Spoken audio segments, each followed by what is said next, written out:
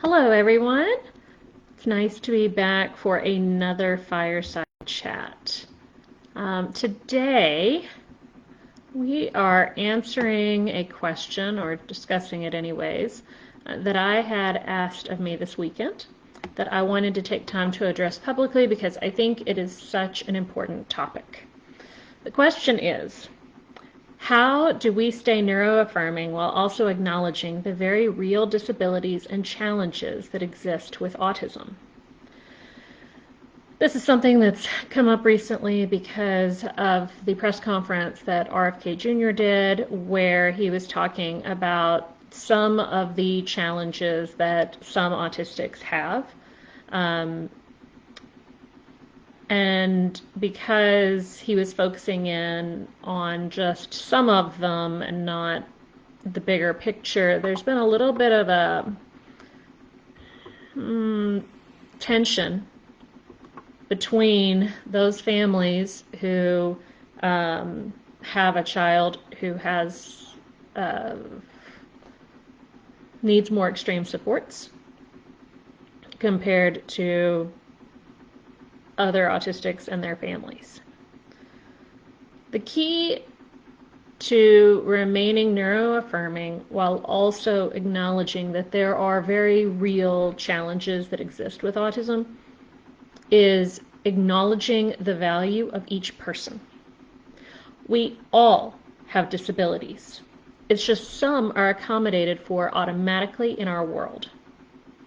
If you saw the reel that I shared earlier today, you saw a visual of what it might be like to be neurotypical if the world was designed for people with disabilities.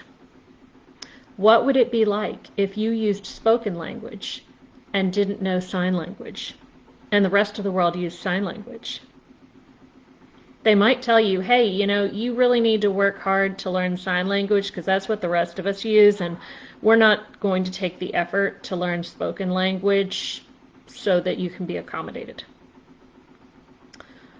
What would the world be like if, as you're trying to walk down the street, everyone is zooming past you on wheelchairs? Maybe they wonder why you didn't get there as quickly.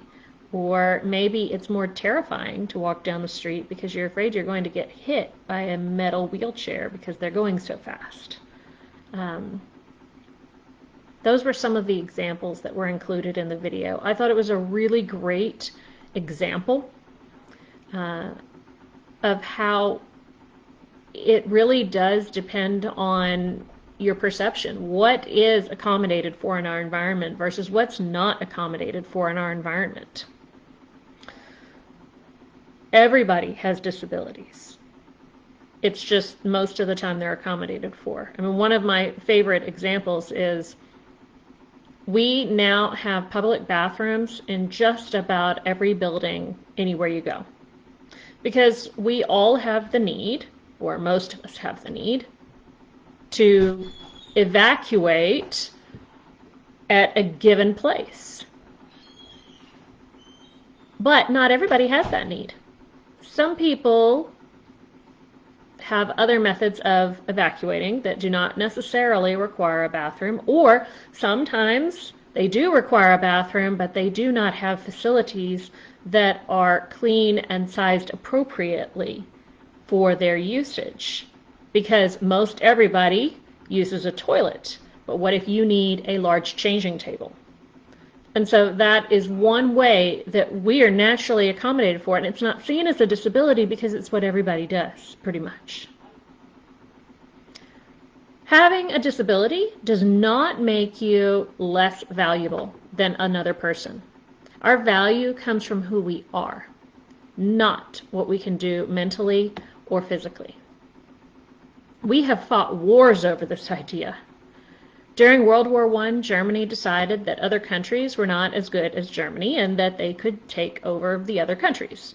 During World War II, the Nazis decided that disabled gays and Jews and Romanians and a few others were not as valuable and set out to exterminate them. Charlotte Mason, an educational philosopher in the 19th and 20th centuries, had this to say about the education system in Germany. Germany has pursued a different ideal.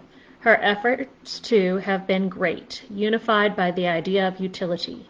And if we will only remember the lesson the war has shown us, how futile is an education which affords no moral or intellectual uplift, no motive higher than the learner's peculiar advantage and that of the state.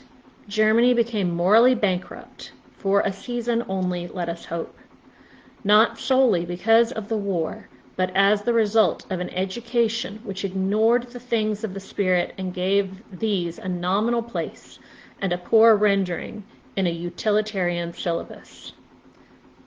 She wrote this a long time ago, so she was speaking in words that we don't tend to use these days. She also wrote this right after World War I. She had no idea what was going to happen with World War II. But her words still ring very true, because she said that one of the biggest problems was that Germany was emphasizing a person's abilities over a person's intrinsic value. And by choosing to focus on what a person's capable of doing, what a person is capable of learning, instead of informing their character, they made a person's value about what they do and not who they are.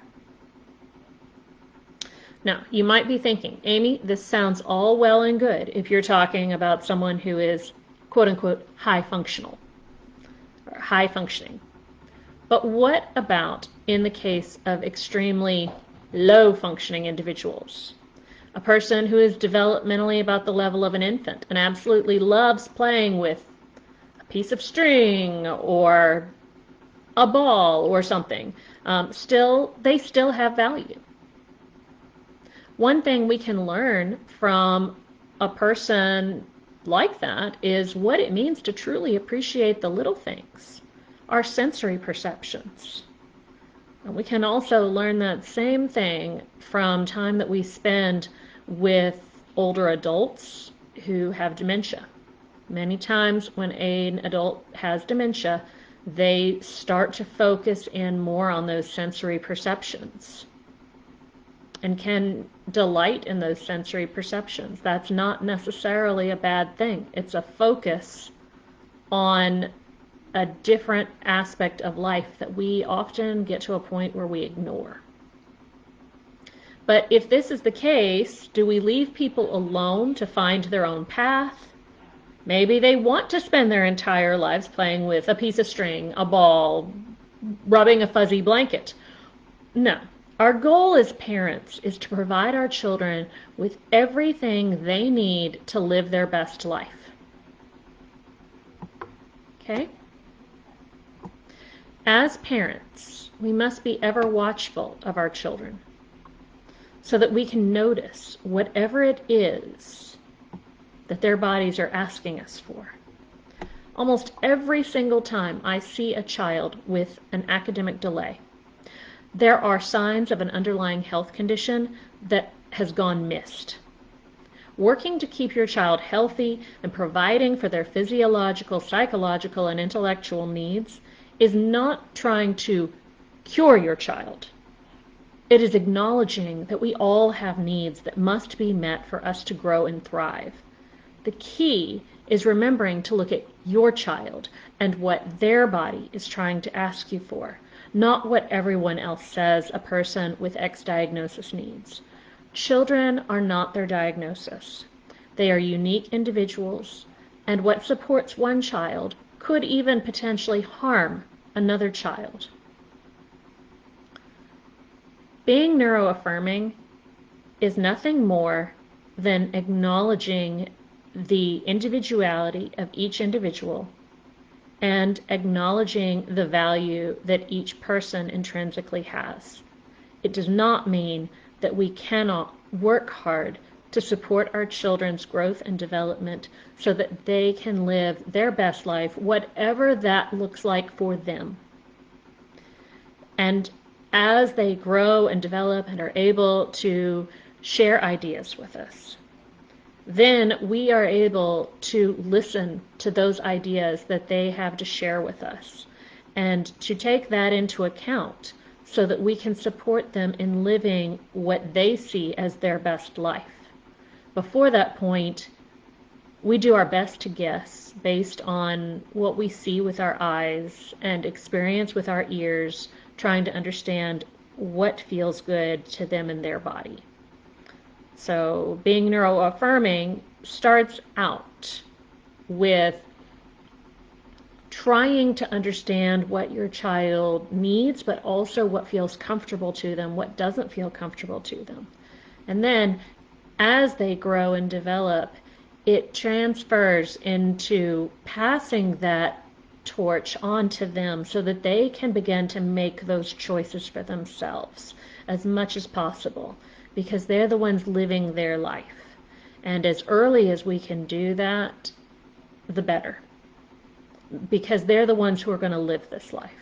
And when we push really hard because we want them to be able to live the life we live, that's not neuroaffirming. It's actually quite harmful because it really stresses kids and overloads them.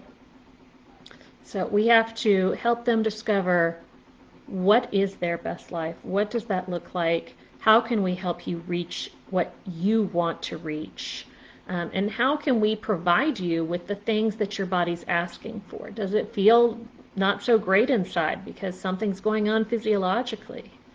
Are you getting too much stimulation from maybe too many activities or too many therapies or whatever you're doing?